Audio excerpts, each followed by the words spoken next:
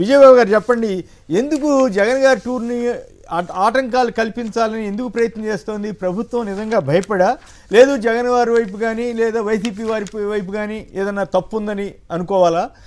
ఇట్లాంటి ఆంక్షలు గతంలో ఎప్పుడైనా పెట్టారా? ఈ ఏదన్నా చిన్న ఆంక్ష పెడితేనే ఆ రోజుల్లో ఇంకేముందని గందరగోళం చేసినటువంటి అప్పటి చంద్రబాబు నాయుడు గారు ఇప్పుడు ఆయన అధికారంలోకి వచ్చాక ఎందుకు ఇన్ని ఆంక్షలు పెట్టాల్సి వస్తోంది?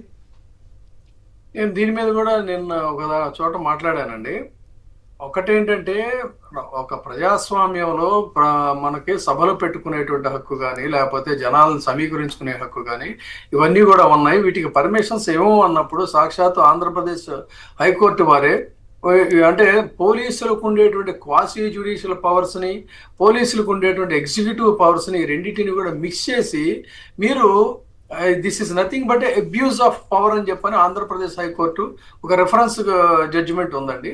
చెప్పి తక్షణం ఆ సభలో పెట్టుకోవడానికి అనుమతి ఇవ్వండి అనేటువంటి ఒక ల్యాండ్ మార్క్ జడ్జిమెంట్ కూడా నేను ఒక చోట రిఫర్ చేశాను.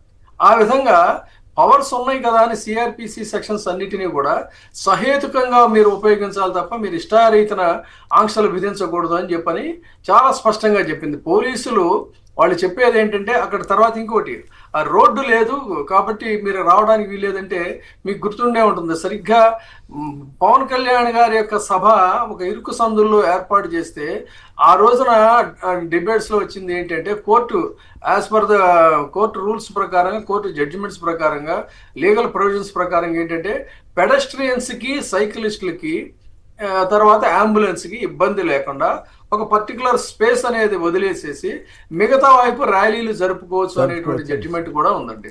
సో అలాంటి పరిస్థితుల్లో అసలు రోడ్లే మీకు అనుమతించం, ఈ రోడ్లు మా సొంతం అన్నట్టుగా చేయటం అనేది it is abuse of power, unruly అన్నమాట ఇది. అందుకని వీటన్నిటి మీద కూడా రేపు భవిష్యత్తులో ఇదే కనుక కొనసాగిస్తే మళ్ళీ దీని మీద కూడా కోర్టు వారు ఖచ్చితంగా ఒక సానుకూలమైనటువంటి తీర్పు ఇస్తారు. ఇక జగన్మోహన్ రెడ్డి గారిని జనం నుంచి దూరం చేయాలి అని చెప్పని అనుకుంటే ఆయన అది సాధ్యపడేటువంటి అంశం కాదు. జనాల్ని ఎంత బెదిరిస్తే అంతగా ముందుకు వస్తారు తప్ప అణిచివేత ధోరణి ద్వారా వాళ్ళ యొక్క ఆత్మాభిమానాన్ని దెబ్బ కొట్టాలనుకుంటే జనం చనిపోవడానికైనా సిద్ధపడతారు తప్ప ఆత్మాభిమానానికి ఎవరు లొంగరండి. ఇది హ్యూమన్ సైకాలజీ, ఇది గుర్తుపెట్టుకోవాలి. అందుకని జనం నుంచి దూరం చేయాలి అనుకుంటే అది సాధ్యం కాదు. ఇదే గనక కంటిన్యూ అయితే మాత్రం ఇంకా మరింత పదింతల మంది జనం వచ్చినప్పుడు మీరు ఎన్ని కేసులు పెడతారు, ఎన్ని జైళ్ళు నింపుతారు, ఎంతవరకు జనాలను కంట్రోల్ చేయగలుగుతారు చెప్పండి.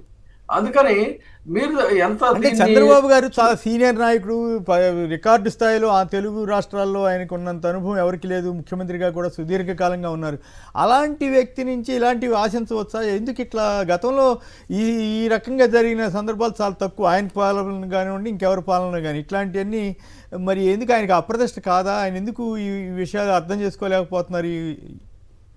నేనైతే నిర్మోహాటంగా ఒక విషయం చెప్తున్నాను. ఏమనుకుంటున్నానంటే, అసదుద్దీన్ ఓవైసీ గారు ఒక వ్యాఖ్య చేశారు కర్నూలులో మీటింగ్ పెట్టి, ఇది చంద్రబాబు నాయుడు గారికి ఇది కరెక్ట్ కాదు, వాళ్ళ అబ్బాయి భవిష్యత్తుకి ఇది కరెక్ట్ కాదని ఆయన ఒక పాలిటీషియన్గా, అనుభవజ్ఞుడైనటువంటి పాలిటీషియన్గా ఆయన మాట్లాడాడు.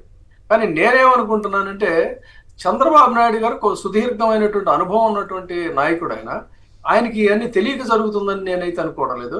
బహుశా ఆయన జస్ట్ ఫ్రంటల్లో ఆయన ఆ విధంగా వ్యవహరిస్తున్నాడు కానీ ఆయన సైతం మరి కంట్రోల్ చేయలేనటువంటి స్థితిలో ప్రభుత్వం అనేటువంటిది ఉందేమో, ప్రభుత్వ యంత్రాంగం కూడా అలా ఇదైందో, అందుకోసం అని చెప్పని ఆయన ఒక హెల్ప్లెస్ పొజిషన్లో ఉన్నారేమో అనుకున్నా తప్ప అదర్వైజ్ ఒక సీనియర్ మోస్ట్ లీడరు, పాలనా అనుభవం ఉన్నటువంటి వ్యక్తి ఇలాంటి నిర్ణయాలు తీసుకుంటారని నేను అనుకోవట్లా. ఒకవేళ వెంజెన్స్ పాలిటిక్స్లో అదే కనుక తీసుకున్నట్లయితే అది చాలా పొరపాటు అవుతుంది.